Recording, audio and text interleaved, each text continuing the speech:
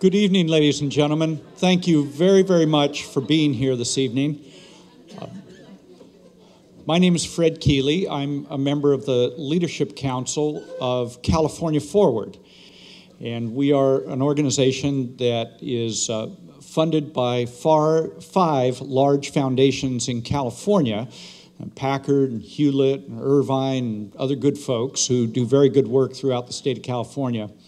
And California Forward is intended to be a statewide vehicle for attempting to make both governance reforms by modernizing the tools of governance in California, and also to achieve electoral reforms, which also will increase voter participation and participation generally in our democracy.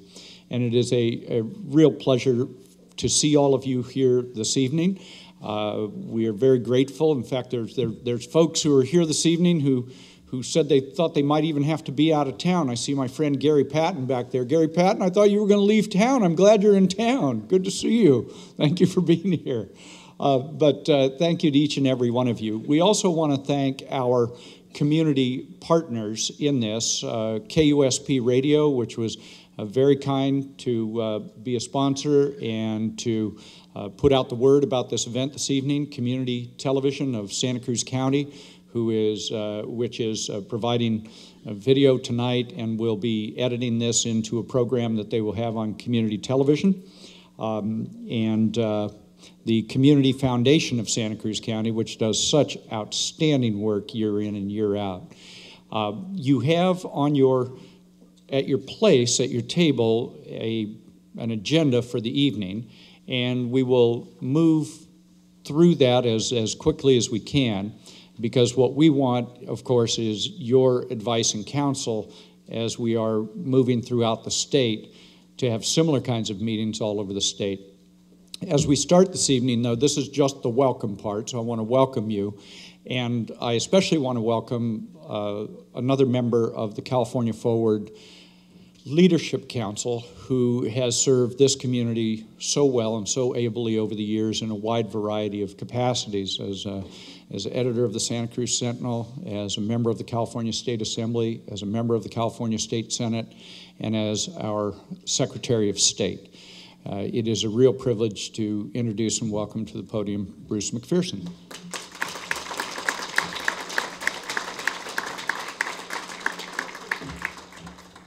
Thank you, Fred, and I will repeat those kind comments about you, too, in serving this great community of ours. And I do remember in the legislature, when I was up there and Fred was the Speaker pro tem, when there was an energy problem, he was the governor, whoever it was, would select him. If it was a water problem, an issue, if it was a budget problem, they went to Fred Keeley.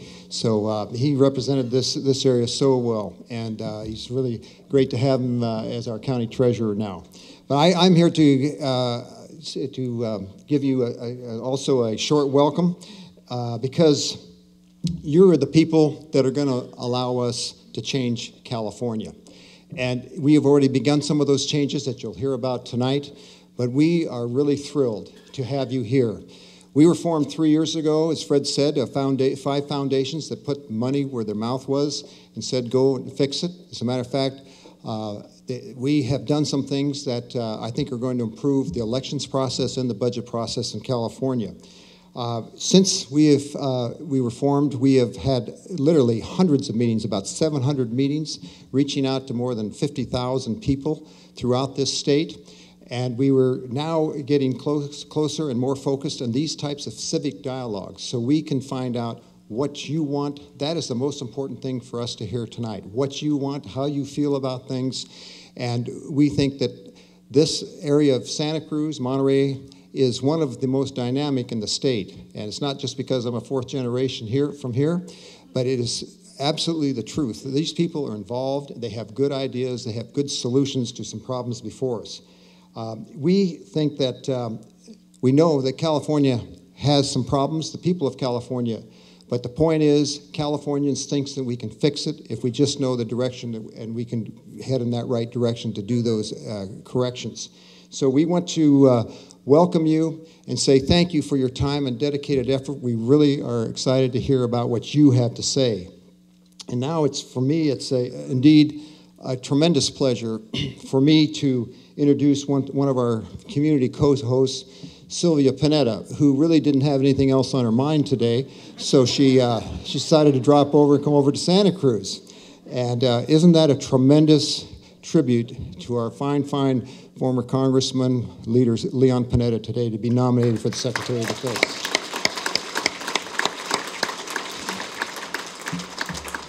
And just like as the director, matter of fact, Leon was the one that called me and said, Bruce, I have an idea, we have an idea of putting together this 15-member leadership council, nonpartisan group, Republicans, Democrats, men, women, labor management, you name it. We're going to be broad-based, but we want some people that can be nonpartisan in their approach to things and get some things done. And so I said yes, and then Leon left for an easy job, at the CIA about 6 months later. So I haven't been able to forgive him for that. But all the way through Leon's distinguished career, and he'll tell you this, he cannot do this or wouldn't have been able to do it with his fine wife, Sylvia Panetta.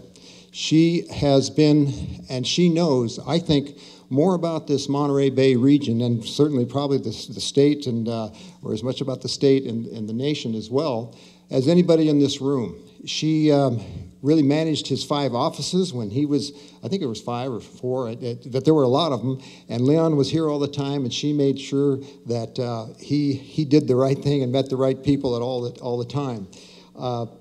She has sat on so many boards and commissions, and now single-handedly runs the Panetta Institute for Public Policy, which is an institution or over at CSUMB, where it encourages young, bright people that serving the public, being a public service in the political realm of things is a good thing, and we need good people to do that. And it is a tremendous asset to what they have done through the years to really produce so many of our fine leaders throughout this state. She has also done so many things with leading America Reads, a literacy program, among many, many other things. It's too long a list to go through, but we are deeply, deeply indebted and proud to have her as one of our community hosts, and I would like to have Sylvia come up and say a few words. Thank you, Bruce, and thank you, Fred, for inviting me to participate in this. Yes, today has been a very interesting day. It always happens very, very quickly, and but today I got a call after Leon was on television with the president, and I got a call from the chief of staff, his chief of staff, Leon's, and he said, "Well, what'd you think?" I said, "It was great." Yes, it was great. Again and again and again. So it's a good feeling, and we're very proud of him. We're real pleased that that this has happened. I honestly thought that once his stint as the director of the CIA, he would come home again. And I was thinking just the other day, honestly, May 23rd is our last lecture for the season, and this means that next season he's going to be the moderator, and he's going to share in all of this again. And after today, I said to myself, nope, not happening. You have to find some more moderators. But that's okay. We'll do it, and it will be fine. And we're, as I said, very, very proud of him. And I also want to mention that it's great, just wonderful to be up here in Santa Cruz on this beautiful sunny day. It brings back a lot of memories when I think about all the times that Leon and I would come up here and visit with folks, and Leon would meet with people, and he would hold constituent hours. I don't know how many of you remember those constituent hours. Or he would speak with the Rotary, or he would meet with members of the different organizations. That was very important to him. He always felt that being with people, talking with them, listening to them, sharing his ideas, but also receiving their ideas was a very important part, not just for him to represent people, but for democracy. And that's what California Forward, as you know, is all about. And so I'm pleased to be with all of you this evening as we come together to discuss the state of California. Leon and I were both born and raised in California. We both came from immigrant families, and we have seen and experienced firsthand the opportunities for growth and success that this state of California has provided to our families, to us, and to our friends, and to our communities wherever we lived in California.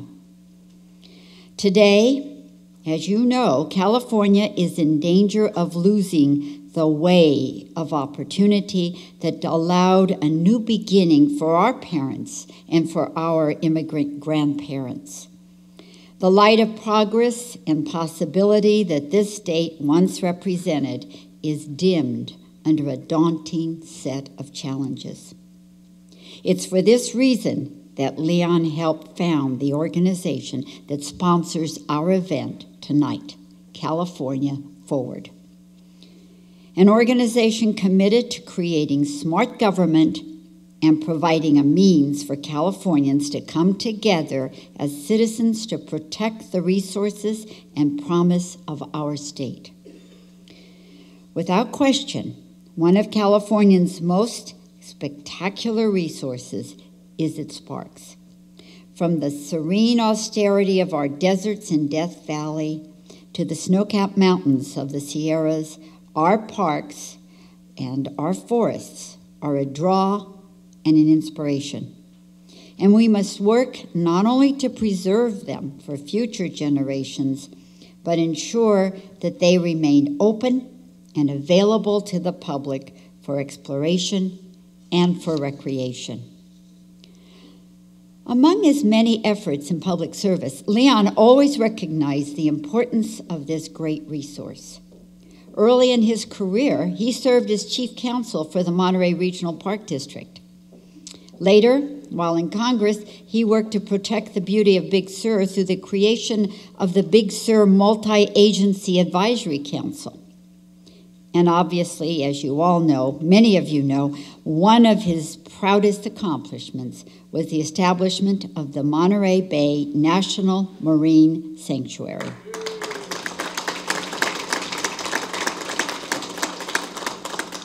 Each of these efforts was successful because we worked to engage diverse viewpoints and understood that it is only when all the players are at the table that a true and equitable solution can be discovered.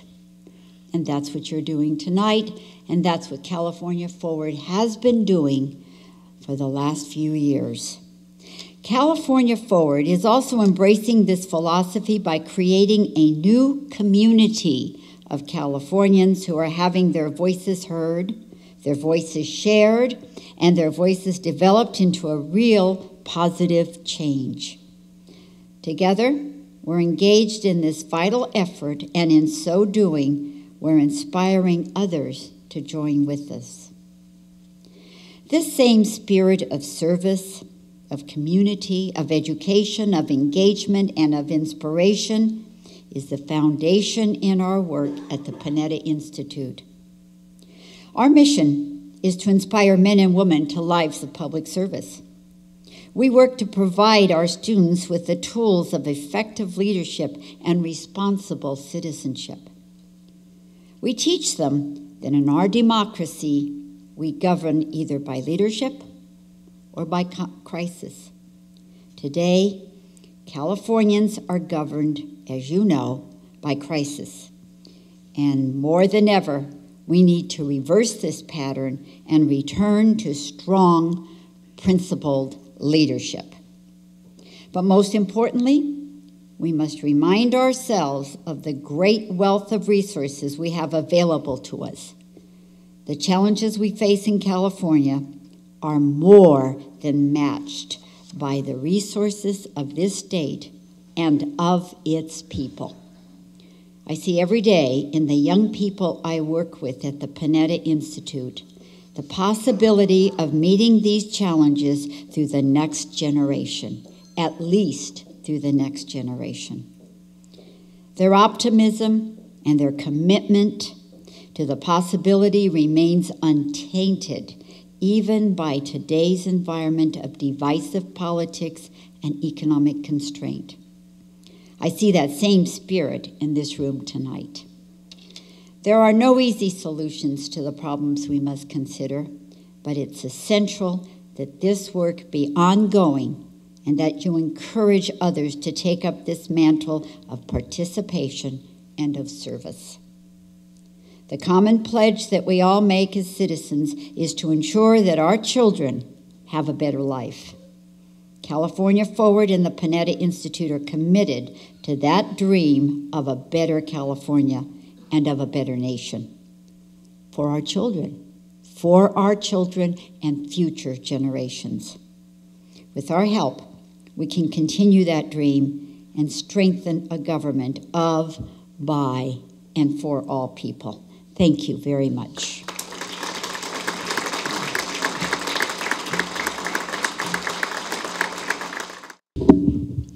Thank you, Sylvia Panetta.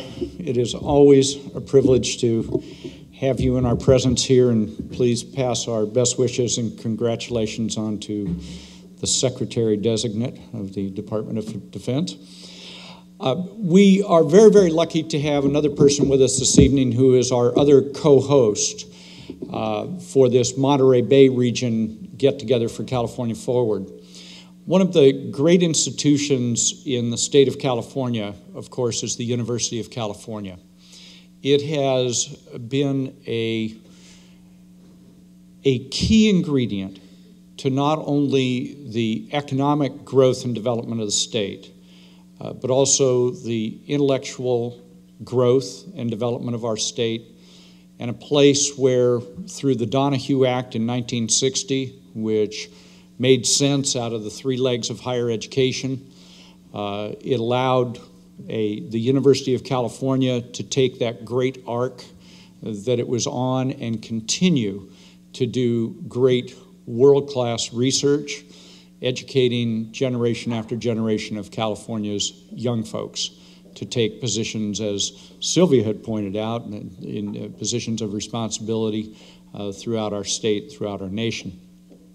The University of California at Santa Cruz is a very special place, as we all know in this room, and has added tremendously to the wealth of riches intellectually and otherwise to the community of Santa Cruz. The path for the University of California at Santa Cruz has not always been an easy one, or one which is without controversy in our community, but that's as it should be. It is fine for the institution of the University of California and the institution of the city of Santa Cruz and the county of Santa Cruz and others to have disagreements from time to time. What we are very fortunate to have at this point in the community life of Santa Cruz, as well as the institutional life of the University of California at Santa Cruz, is to have a chancellor who is so dialed into the importance of the relationship between the university and the community in all of its manifestations and all of its ways that it exhibits itself. The chancellor came in under, shall we say, difficult circumstances, a very emotionally difficult circumstances at the university. And it's my judgment and that the regents of the University of California made an extraordinarily wise and thoughtful choice in the selection of the current chancellor at UCSC, someone who is both of the institution of the University of California and a scientist and brilliant person in his own field of discipline, but also who is someone who is of communities. whether that has been in his role previously when he was a member of the faculty and played such an important role in the faculty senate system-wide, his work at the office of the president, his teaching on campus, and now as chancellor. So it is really, we are very grateful, Chancellor, that you are here this evening and that you are adding, quite frankly, your personal stature and the stature of the university to the work of California Forward. So ladies and gentlemen, please welcome the Chancellor of the University of California at Santa Cruz, George Blumenthal. Thank you, Fred, for that very, very nice introduction. I'm really pleased to be a part of this important initiative. In fact, California's Forward's mission is critical. It's of critical importance to all of Californians right now. The state budget situation impacts everyone throughout the state, including public higher education, which I think is something that we all hold near and dear. For more than 50 years, as Fred indicated, the California Master Plan for Higher Education has ensured that every Californian who wanted higher education, who wanted a college degree, had a pathway to get there, irrespective of their financial circumstances. And furthermore, it's been a great mechanism to power the California economy throughout those 50 years. I think the reason that we've been able to grow as a state so effectively is because of the education of the people who live in the state. So it's really envied throughout the entire world. In fact, I'd go so far as to say that if you went to any other state in the United States and you asked them, would you trade your system of public higher education for Californians, for California's system, I bet every single state, all other 49 states, would make that trade. In fact, having traveled the country, I think that if you went to most countries, nearly every country, and asked them would they trade their system of public higher education for ours, they would. They'd be happily trading for California's system. But interestingly enough, if you ask the question of either other states or other countries, would you exchange your system of government for California's current system of government, I'm not sure that there would be any takers anywhere in the world. And I think that that says something about where we are. It says a lot about the urgency of California Forward's mission today. You know, the state budget crisis isn't just a state crisis for California. It has ripple effects throughout the economy. And today, our enviable system of public higher education is very much in jeopardy. I'm sure that you're aware of how budget cuts have affected the University of California. I've certainly talked about it often enough.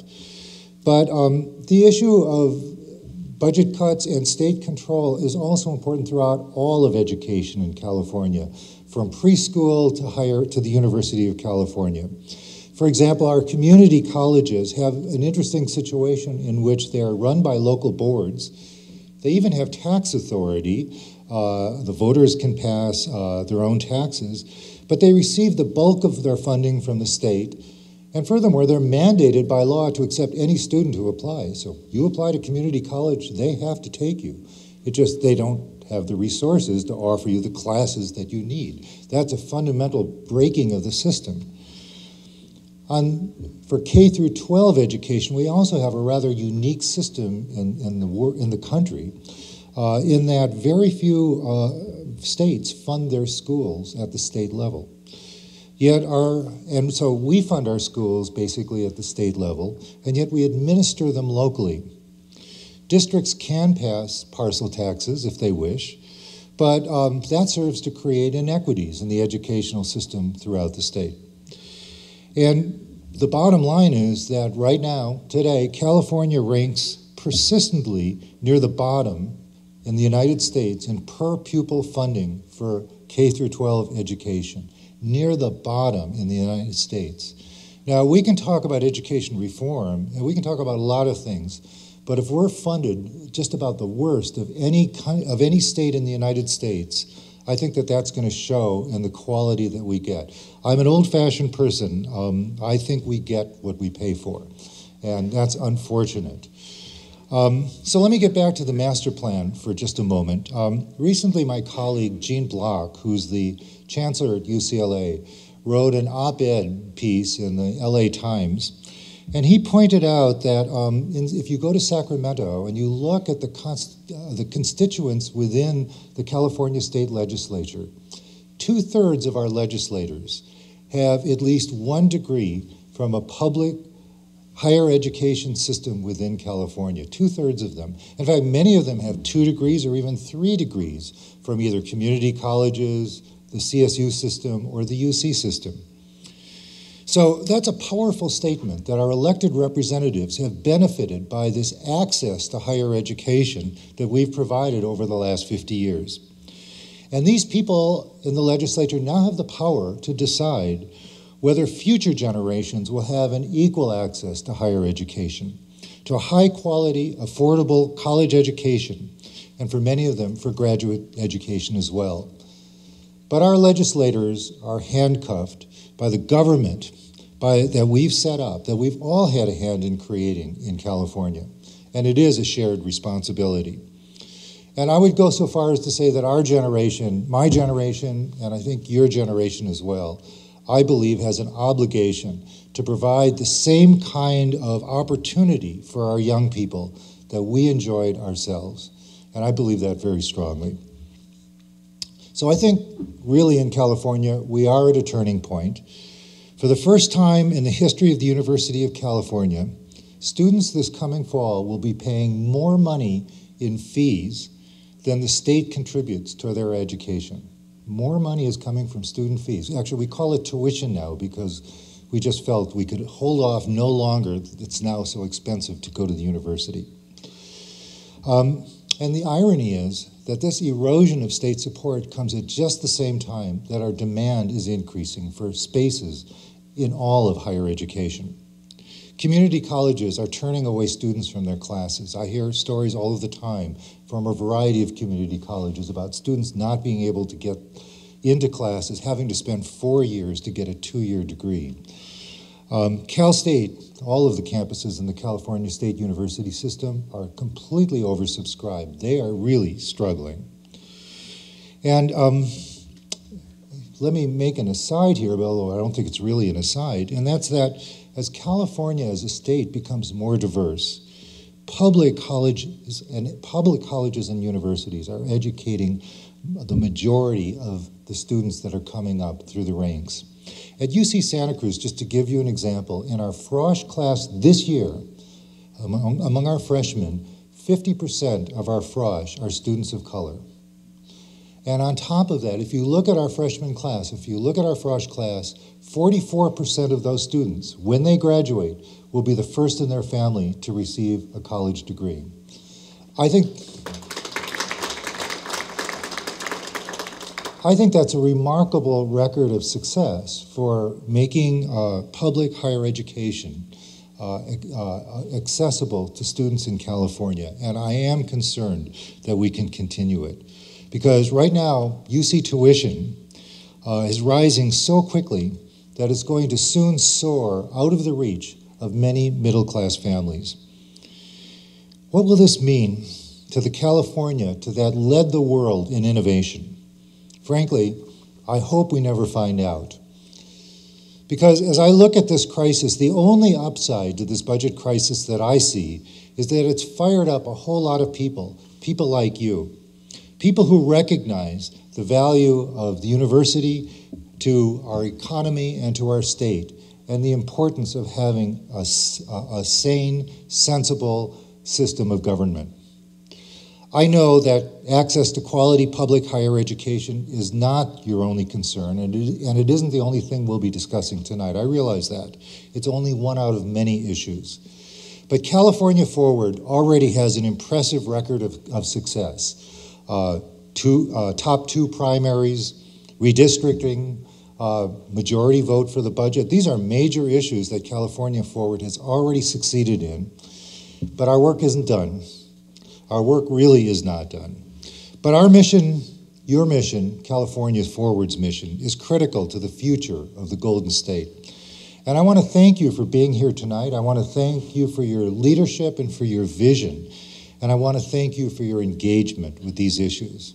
So let me just conclude by saying, let's just keep California moving forward. Thank you.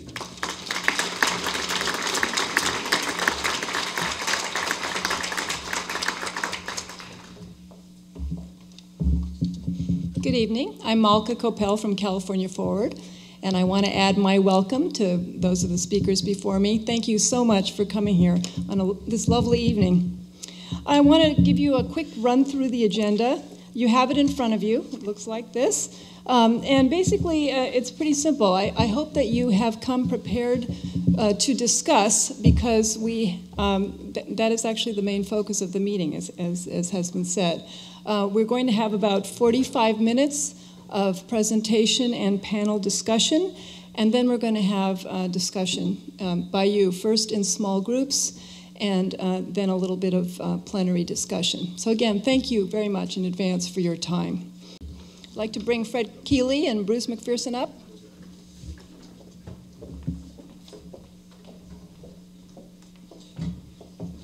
Thanks again. I just a couple more minutes before more statements before we introduce our panel. And the main thing is California Forward, in spite of what that says, is not about partisanship. We are nonpartisan, and that's the way we want to keep it to make this state work. We're about solutions, and that's why you're here tonight, to help us get to those. We need to change the tools of government, as somebody said to me. What we have now we have a toxic political system. We have an obsolete budget process and a dysfunctional relationship between state and local governments. All 58 counties, 480 plus cities, 1,000 school districts, and 6,000 special districts. So we've got a lot to do. This has been a long process, and we've really worked hard. And I want to say how proud I am to be part of California Forward, as I know Fred is. And we've had some successes, as was mentioned, the redistricting process. And so instead of party bosses getting behind closed doors and drawing some of the most god-awful lines you've ever seen for political boundaries for districts, the redistricting changes with the help of many other organizations is changed. It'll be in place in the next election cycle. Also, with the top two primary, the top two vote getters in any primary will be in the runoff in that November election that follows. That's different because it was proven to stand up in the courts in Washington State. And so the nominees for their individual parties, instead of going to the flanks, they're going to have to go to some of the middle to get those people elected, to get some of the more middle-of-the-road moderates and have them hear them. Because 20% of our of our voter registration is now declined to state in California, as it is in Santa Cruz County as well. The next thing that we're looking at, and it's going to be at the next ballot, is term limit reform, so that we have the most stringent and confusing term limit process in the nation.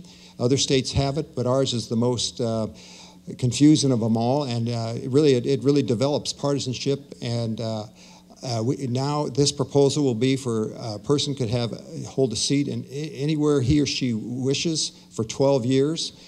Instead of the 3 2-year terms in the Assembly and the 2 4-year terms in the Senate.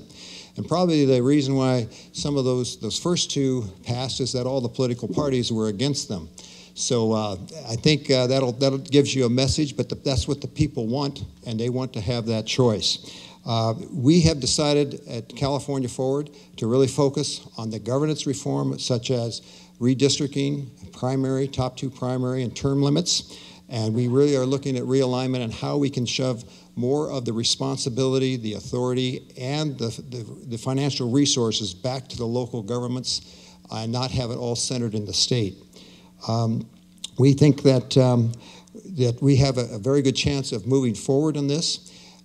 California does not have the budget tools today that are necessary, that were developed 160 years ago. We have to change things in the budgeting process, and we want to do that, and we aim to do that and give more power to the local level.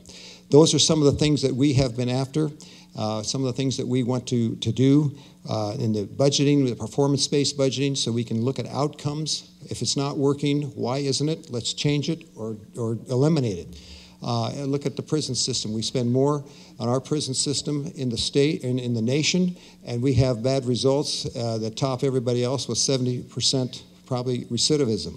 Why is that? We got to change it. We got to change the way we do things like that. 2-year budgeting cycle, so we can give people a better idea of what we're looking at, what are our priorities, and give them some confidence that this is where we're going, this is where we're headed. And also, one that, and Leon Panetta was adamant about this, is when he was in the chair of the Budget Committee in the Congress, pay as you go. If you're advocating a new program, or if you want to put a hole in the budget with a tax credit of some sort, either way, how are you going to pay for it? Are you going to get a new tax for it? Or are you going to take away from somebody else?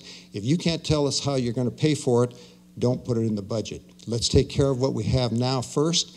Let's identify our financial resources, then move forward. So those are the things that we are doing at California Forward in the governance and the budget process. We have gotten some response from the legislature. We hope that they will do that and implement some of these changes. If they don't, we're just going to have to move ahead and do it ourselves. It's a long process. It takes people like you to be involved, and we thank you very much for doing so. And now I'll invite Fred back up to introduce our panel. Thank you, Bruce. So we have got the following idea to focus in on tonight. Bruce has indicated some of the things that California Forward has been a participant in with other organizations throughout the state, and some of our future work that meetings such as this have informed us about. The focus tonight is on this idea of how we can move government closer to the people. It was really not the case prior to 1978 that an enormous amount of power rested in Sacramento and local governments were very weak. Prior to 1978, when voters adopted Prop 13, local governments were enormously influential in their community because they had both the obligation, responsibility, and the means by which to try to match up what they thought their electorate and their constituents wanted to have done with the ability to actually do that. 1978, when Prop 13, and this is not some rant against Prop 13, is simply what happened is that an enormous amount of power moved to Sacramento because 60% of local government's revenue went away in one evening. And the state was sitting on a surplus, so the state helped backfill the local governments. In the process of doing that, it said, just like your Uncle Ralph would say, if you want to borrow $100, sure, I'll be glad to do that, but now I'm going to tell you what color shirt to wear, what car to drive, everything else. And that's what's happening in Sacramento, is that we've now had an entire generation in California who has grown up thinking that this is normal, that Sacramento has a whole bunch of power, local governments have a whole bunch of constituents to deal with all the time on a wide range of issues, and almost no ability to actually be flexible and be able to respond to the needs in a local community. So tonight, what we wanted to do is focus in on that concept about, and it goes by a lot of words. One description is called devolution. Another one is called realignment. We prefer to kind of set the government speak aside a little bit and call it moving government closer to the people and how we would do that. And it has a lot of implications. So as we go throughout the state, we try to come up with a topic that will resonate in that community.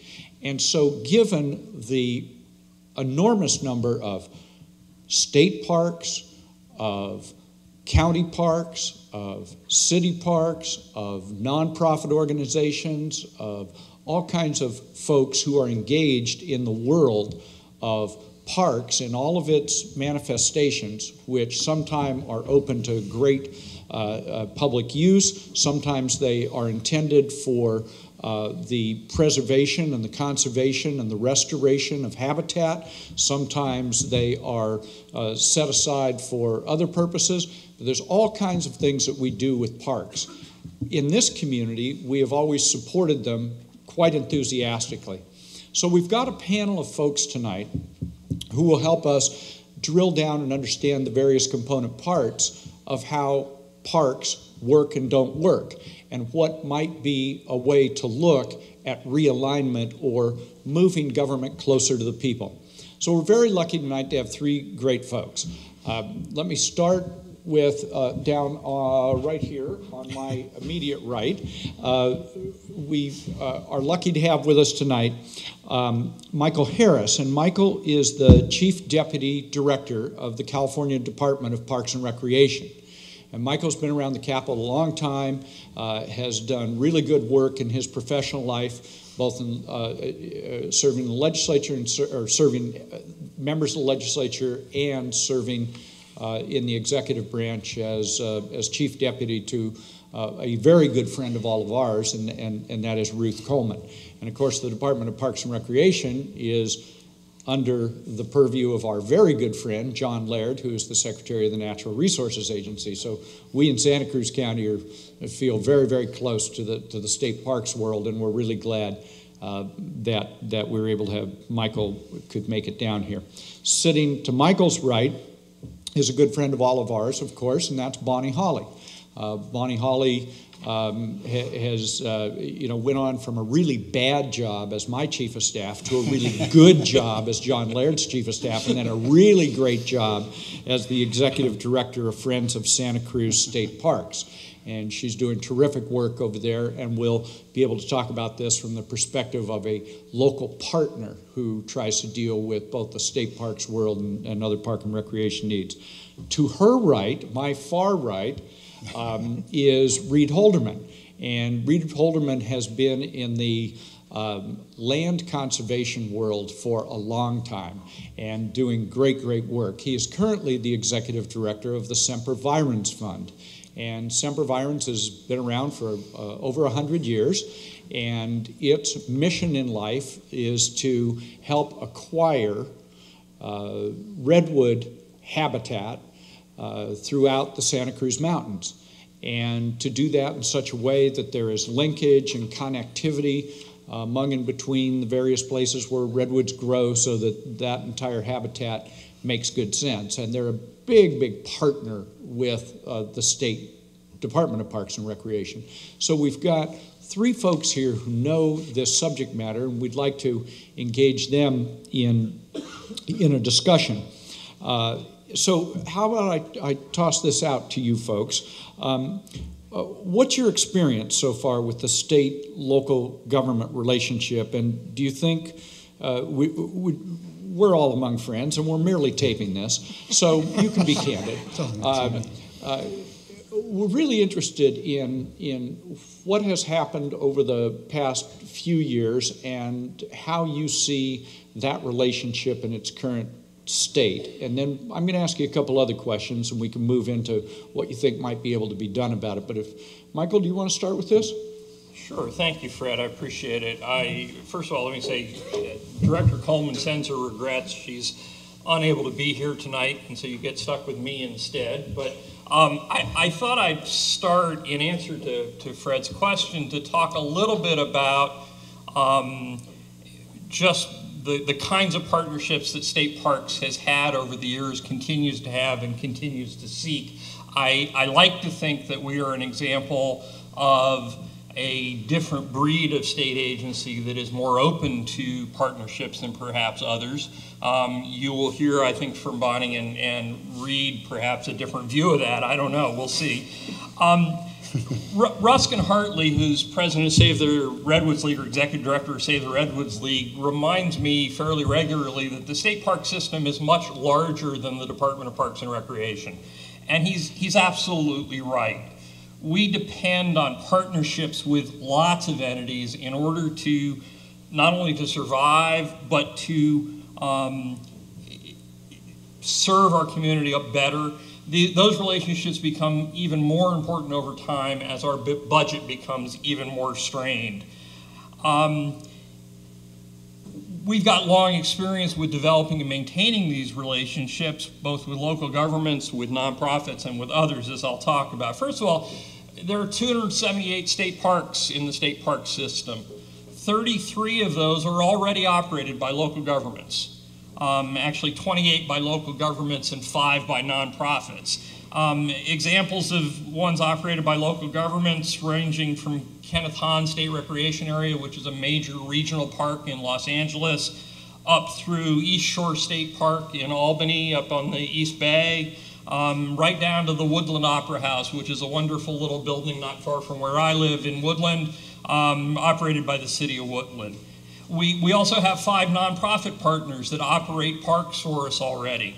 Those include the El Presidio de Santa Barbara, run by the Santa Barbara Historic Trust, Pigeon Point Light Station State Park, which is run by the American Youth Hostels, and so on.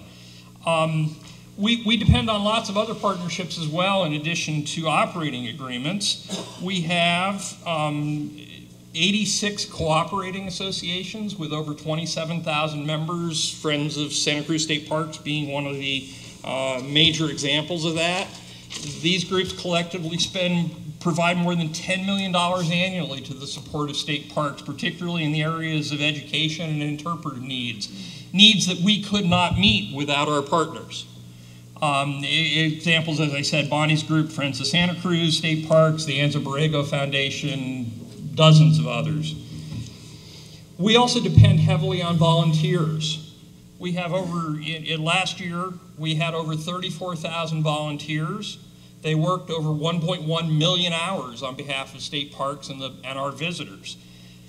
That work is valued at $23 million.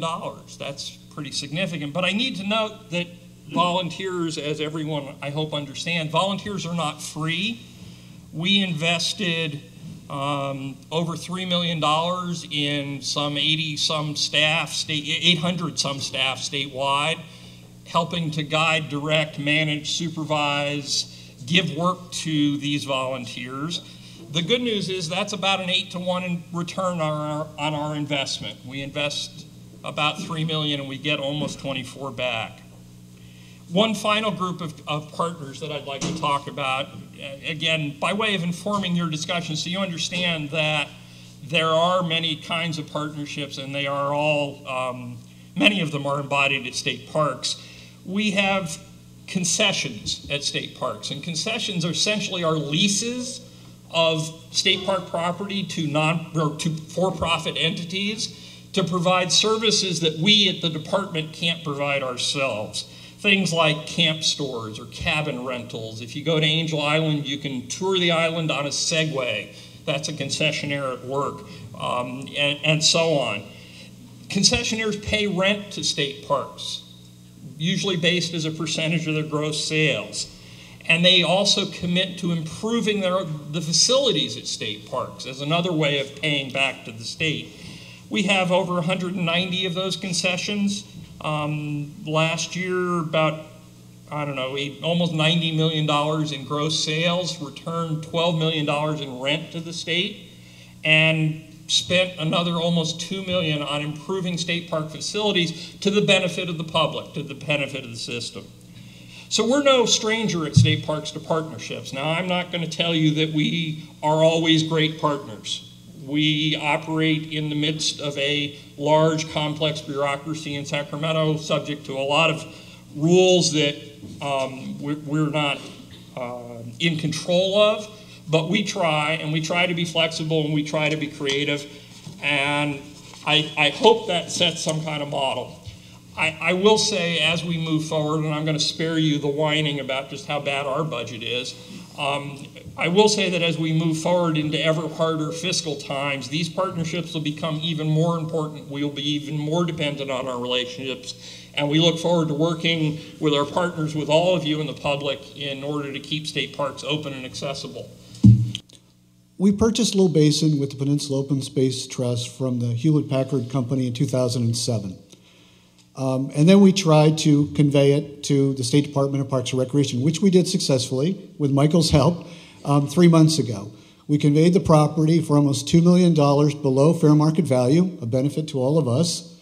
We included a $1.3 million stewardship fund to make sure the property was well maintained, like HP had done.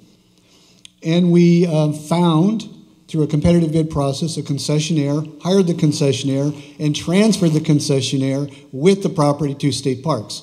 We did a lot, and we had to, because that's the new environment we're in. If we were just working with state parks, and we think they're fantastic at all levels, and we don't think there's really a big issue between state government, local government, nonprofits when you deal with state parks, we could have got this done 2 years ago. We could have finished this 2 years ago. The difficulty is in Sacramento, there's a lot of control agencies, and I don't want to impugn their reputation. They're doing the job that they were hired to do. But the system of government has grown up to such an extent that there's so many people doing the same job over and over with no context and history about what the job is. It prolongs the process. It makes it very expensive. And we lose a lot of money in the process. For example, the $1.3 million stewardship fund was supposed to be $2 million. So if you're holding the property from 2007 to 2011, you run your costs up. If we could have a system where state parks, as one example, could have their own budget, their own authority, and be accountable for that, that would be fantastic. You know, I mean, why do you need control agencies if they're part of the state government? And I just think this is an easy solution for us all, because there's so many checks and balances, and believe me, I'm very supportive of checks and balances, but at this point there's so many checks and balances that it stops good things from happening, and we have to really imagine a different system if we're going to move out of the situation we're in today. Well, I've seen state parks and parks from 3 different perspectives. I worked for County Board of Supervisors for 9.5 years, worked on county parks, interacted with the state government on park issues, worked in Sacramento for 12 years with the State Assembly, and now I'm in my 2nd year as executive director of a nonprofit partner with state parks. So I've seen this from different perspectives. I get a little nervous about realignment because I was at county government in 1991 when the state government decided to realign services with the county, and what that basically meant was they took the money from the counties and they gave a lot more responsibility to the locals. So I think we have to be careful of buzzwords around these sorts of issues, but I do think that there is a lot that can be done, and parks are a great example of unusual partnerships that you don't really find in other parts of state government. As I know Michael's heard me say before, there's Friends of Santa Cruz State Parks, but there's really no Friends of the DMV. You don't see that kind of partnership in other parts of state government. In Santa Cruz County, we are really blessed with state parks. We have about 50% of the coastline in Santa Cruz County, almost 20% of the landmass is state parks. It's a huge part of our visitor-serving economy. It protects rare habitats and amazing cultural, historic, and archaeological treasures here, from adobes to Victorians. We've got the redwoods, the beaches, and just amazing treasures that we have here. And it's a huge part of our local quality of life. I'm sure you'd all agree that part of the reason it's really wonderful to live here is because of all of our parks and open spaces, whether they be city, county, state, or open spaces that are stewarded by organizations like the Land Trust of Santa Cruz County.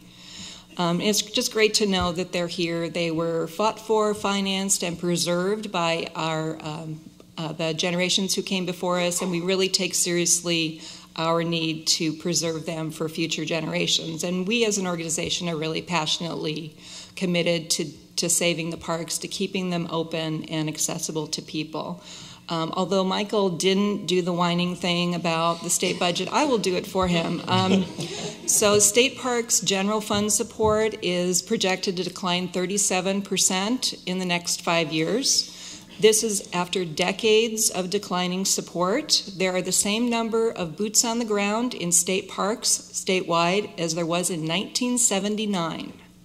It's been decades of cuts, but the same boots on the ground as 79, but there are 10 million more visitors a year and 500,000 more acres to take care of. So you can see the tremendous decline, and state park staff have done amazing work with very little. And there's a saying, I think it was Ruth Coleman who said, "We've already been doing more with less for so long, there's no more less to do more with."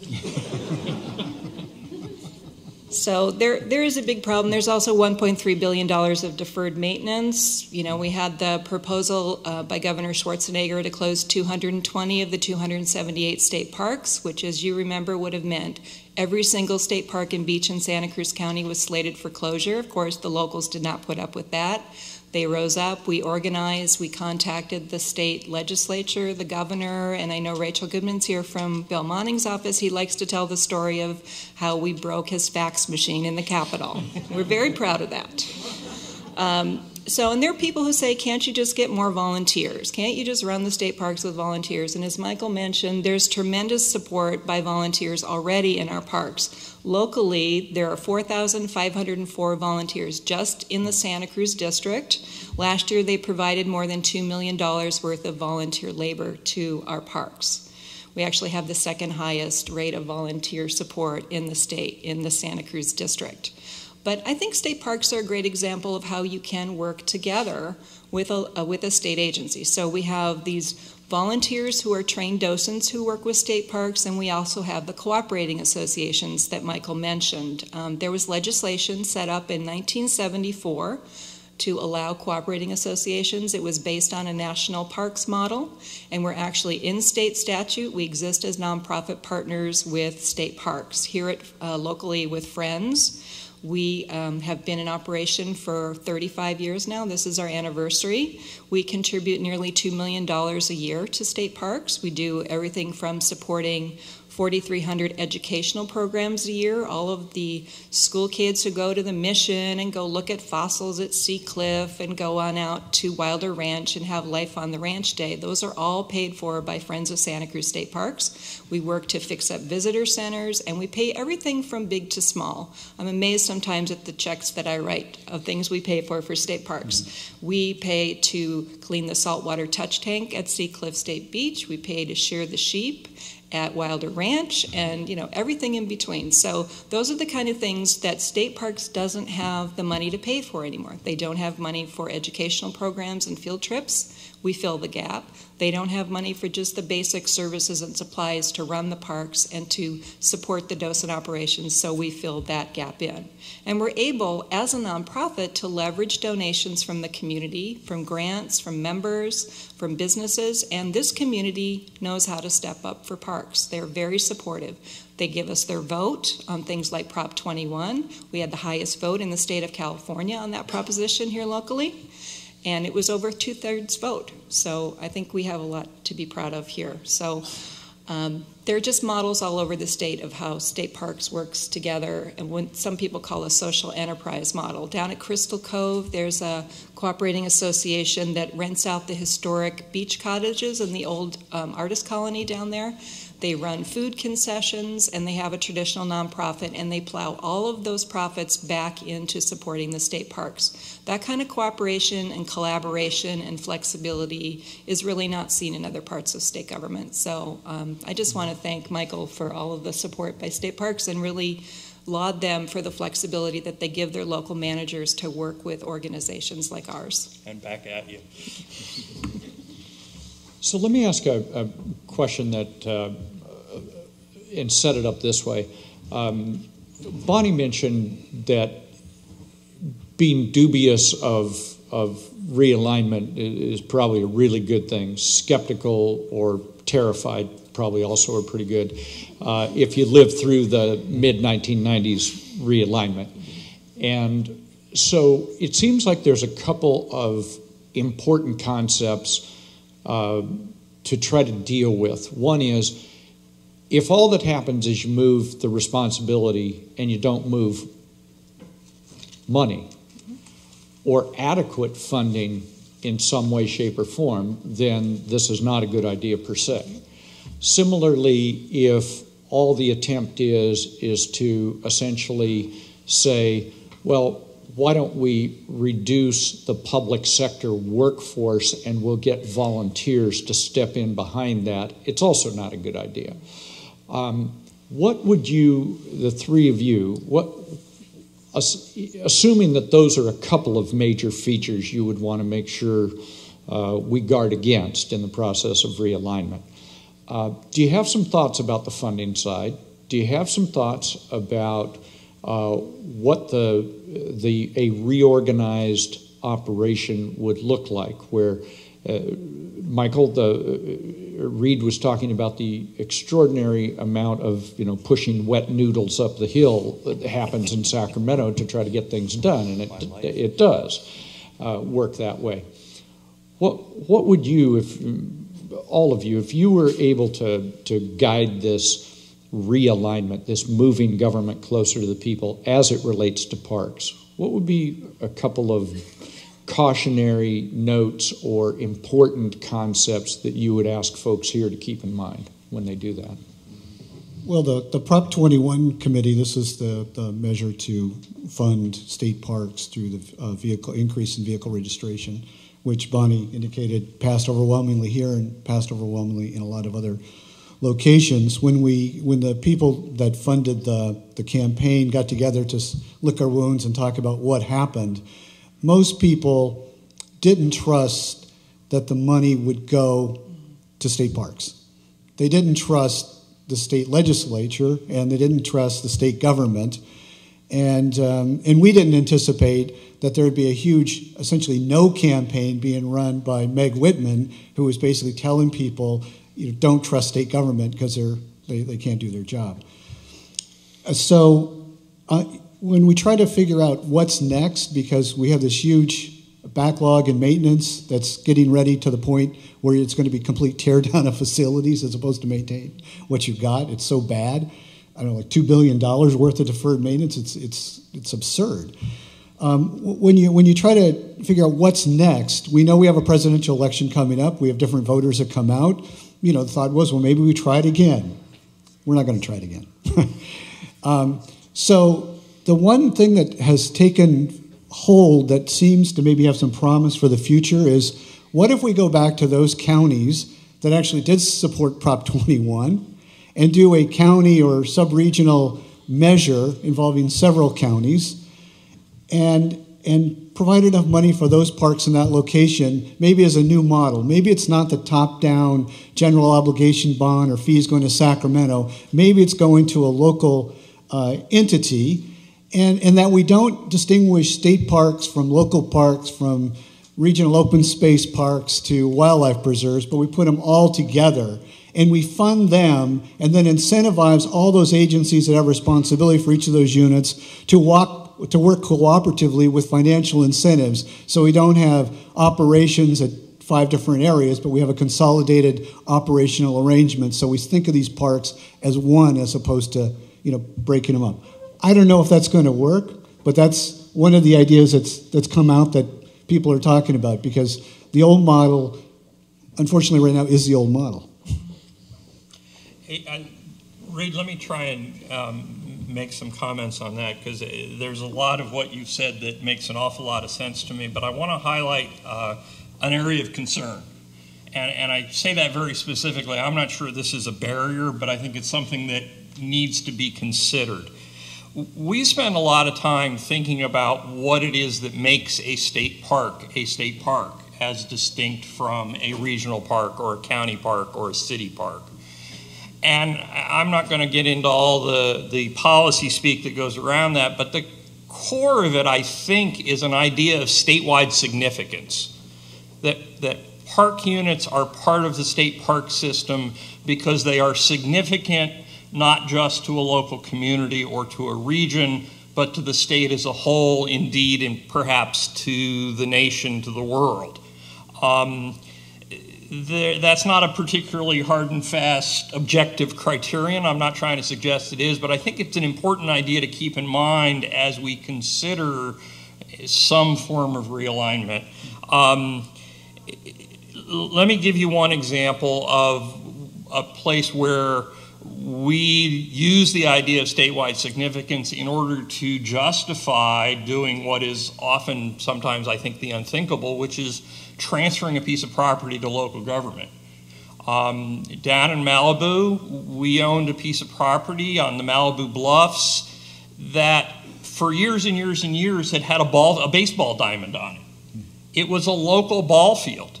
It was used by the local community for their little league and for their softball and so forth. There was almost nothing of statewide significance there. And we looked at that and said, you know what? That ought to be a city park. And we worked with the legislature and with the community, and we passed a bill, and we eventually sold the property at park value to the community of Malibu, and it's now a city ball field, as it should be. That's a great example of properly assigning significance. I'm raising the concern that in the model you were talking about, Reed, that that idea of statewide significance needs to be maintained. One of the things I think we have learned over the years, the reason there is a state park system, just as the reason for the national park system, is that often local governments don't have the internal fortitude, if you will, to adequately protect the statewide significance or the national significance. I'm wearing a little lapel pin here for state parks. It says since 1864.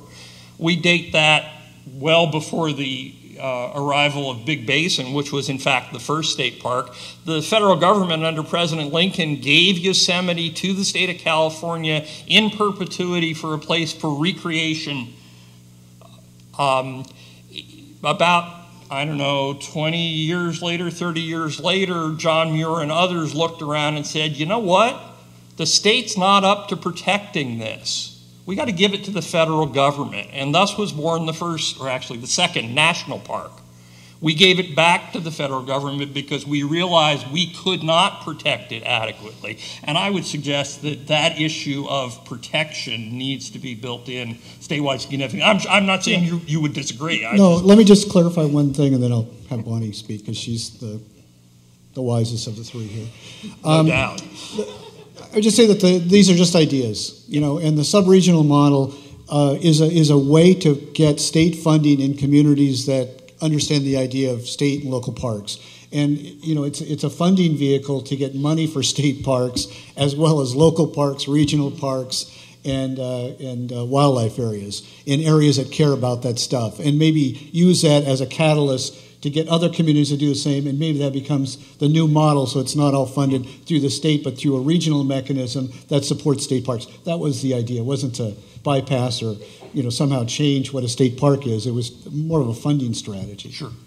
I think the state can continue their obligation to protect all the resources and keep a statewide park system together, but I do think that there's room for local funding. I do think that the funding is where it's accountable. It's where people can see how it is spent and how it's used, and they can be very supportive of that. I have had many conversations since the Prop 21 campaign about, can't we do something locally? Can't we put something on the county ballot or a regional ballot and share it with the other parks in the area? And my only caution to those conversations is the way the budgets are set up now is nobody wants to stick out. You don't want to get a lot of resources in your area, because the way budgeting works is if you have money and other places don't have money, your budget's going to be decreased the next year. So we have to build in mechanisms so that if you are able to raise extra funds locally, that you get to keep them locally and that you won't be punished for that. But the context is, the governor was going to announce closing 70 parks if he could get on the June ballot with tax increases. And now without that, if it's an all-cut budget, these are dark times. And, there might not be any money to lose at this point. Right. True. Last question here, and then we'll move. Malka's going to come up, and we're going to move to small group conversations here. Let me ask you this. One of the criticisms and notions to guard against in moving government closer to the people, which is to say from Sacramento to local communities, is this notion that if you did that in education or in health and human services or whatever, you'd want to make sure that in a community, let's say like Santa Cruz, or maybe you would find this in Los Angeles, or maybe you'd find it in some other places where there is an appreciation and a commitment to health and human services, whatever it might be that's being moved. But that's not going to be true everywhere in California. So you might find some counties, if you moved state government services and made them somehow local-ish government services and provided some money and so on, then maybe you end up with this tremendous unevenness. Now, I would argue that what we do now by having things sort of even is that we equally underfund everything everywhere. But you would want to make sure that whether it's parks or anything else, that you don't create big patches throughout the state where essentially the local community, for whatever reason, isn't up for that level of generating the funds locally. So do you have thoughts about, as it relates to parks, and you're moving authority and responsibility and money, what's the state's job in terms of establishing some standards, some commitment, so that you don't end up with greater unevenness than you have now? Because locals, even if they wanted to do it, maybe their constituents aren't financially able to, or the electorate isn't motivated that way for whatever reasons. How would you deal with that issue?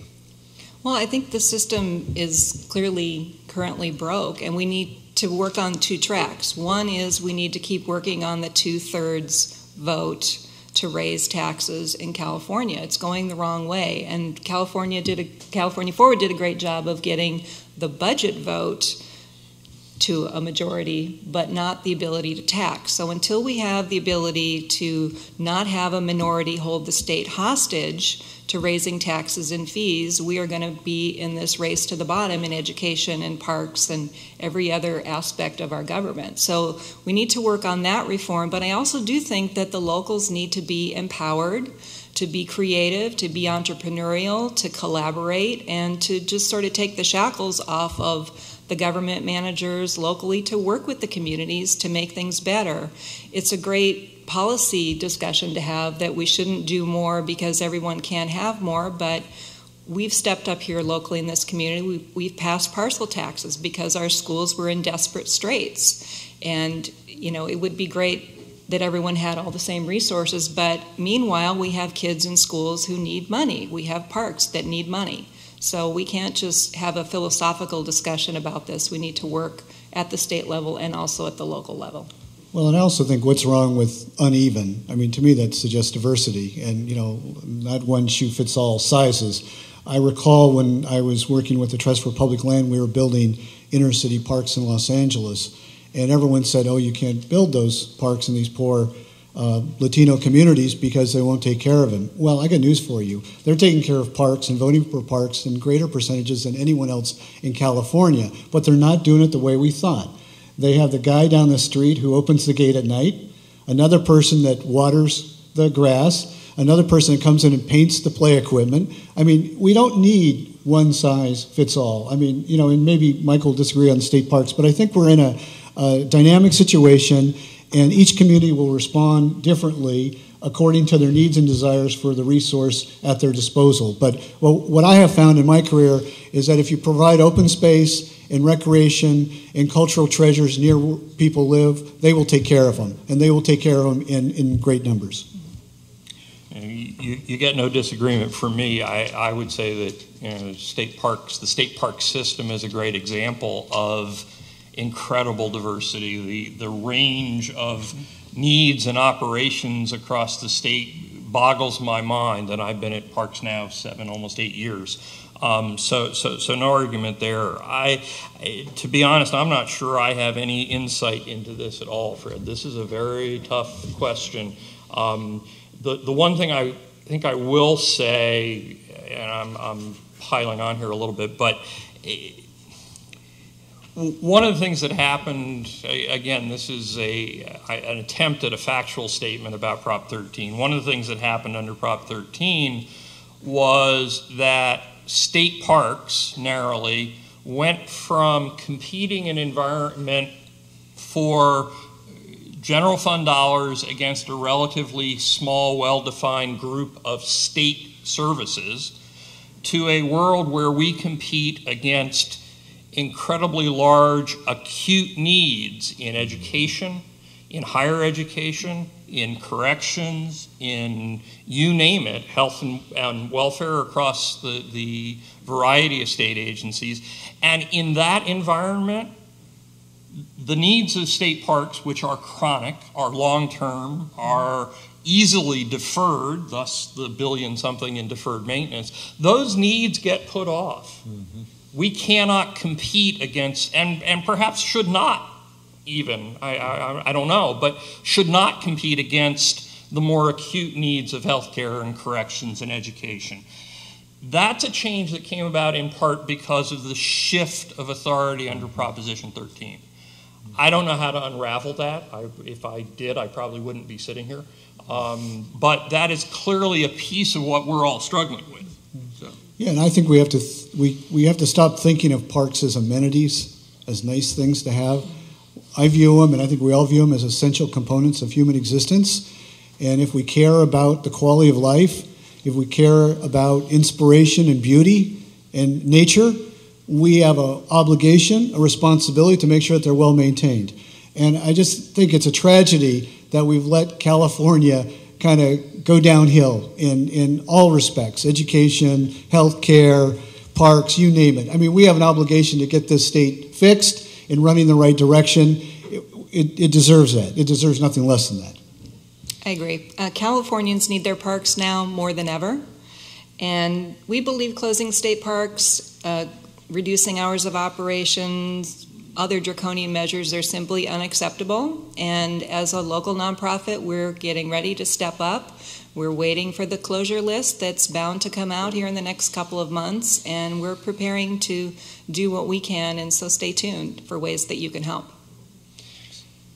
Michael Harris, Bonnie Hawley, Reed Holderman, thank you very, very much. It's great to have you here.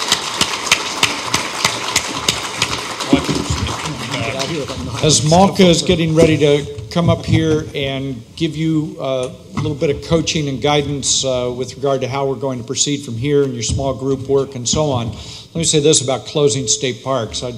You can't close a state park. What you can do is abandon it.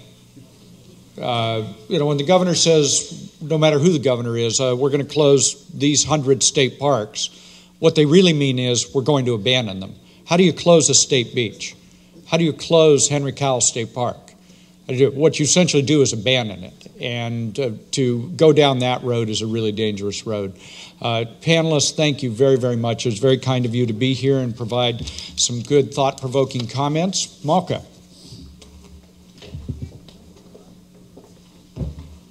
Thank you, Fred. So let me tell you what we're going to do next. We're going to have discussions in small groups. Then we'll give you a chance to report out in plenary for about 20 minutes, and we'll have about 5 or 10 minutes of closing remarks.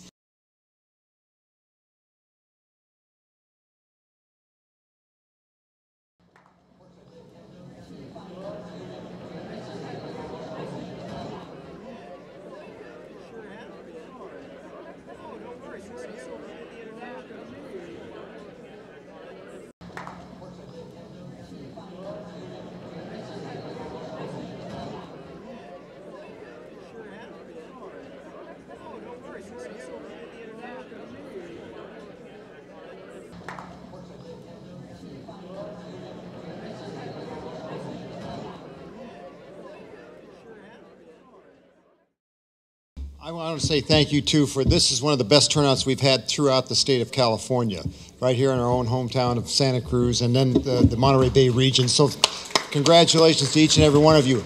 And I want to assure you that this is the way we've been moving and getting things done is we've taken input from you and we put them to work.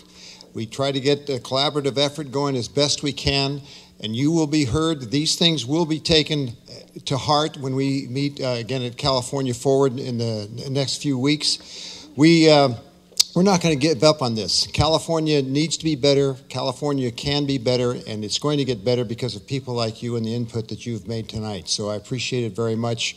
We're not going to quit. We're going to keep going. California Forward is going to do whatever it can to make California a better state for everyone.